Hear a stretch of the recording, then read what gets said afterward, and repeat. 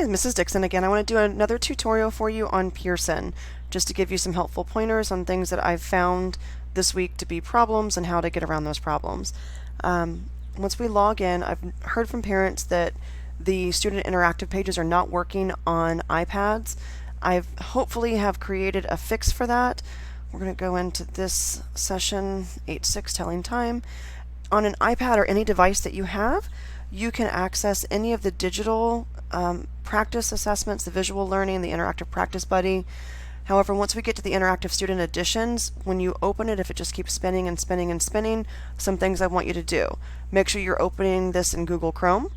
If you are and it's still not working, make sure pop-up blockers are turned off for this specific site. Okay, if it's still not working for you, then just come down here to Student Edition Practice. If you pull this up, you can just see the math pages. You can come over here and actually download them. You can write down the answers and type them in to me in Edsby. Just send me an email with the answers. Or you can take a picture of the work that you've done and send it to me in Edsby as well. Now, if you are able to access the student interactive pages, there's some quick helps to make it go a little bit easier for you.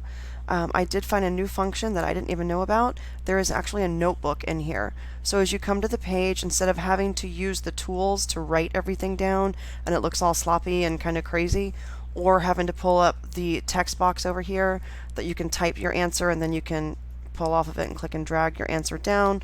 We could do all that, but there's also a notebook feature over here.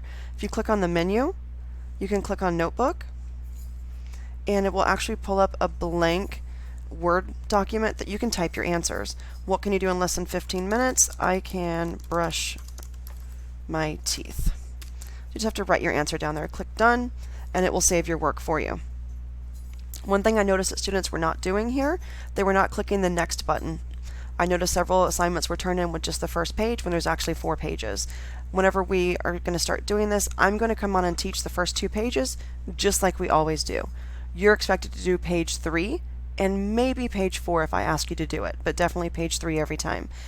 Come over here, some of the questions, you can just type the answer in the notebook if you want to. Number 1, of course, is 6:45. Number 2, you can write small hand, tell me it's on the 3, long hand, tell me it's on the 5 to show me it's 3:25. We come over here to the 3rd page. This is how I want the format to look in here. And this is what I'm worried about, that you guys are just going to write answers.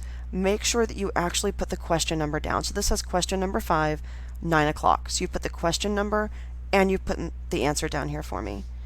Okay, when you are all done, you want to come up here and click Mark as Complete. And make sure you have clicked that so it shows me that this assignment is done. And for some reason it's not clicking for me right now.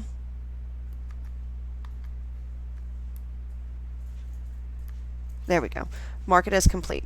When you have finished all of the assignments, and some of them are going to be optional, so once you finished everything that you were supposed to do, come over here and click Turn in All. It will ask you if you wanted to finish any of these other assignments. If you've done everything that I've asked you to do, go ahead and click Turn in All. Then I'm able to receive the assignments and I'm able to actually grade them and give you a grade.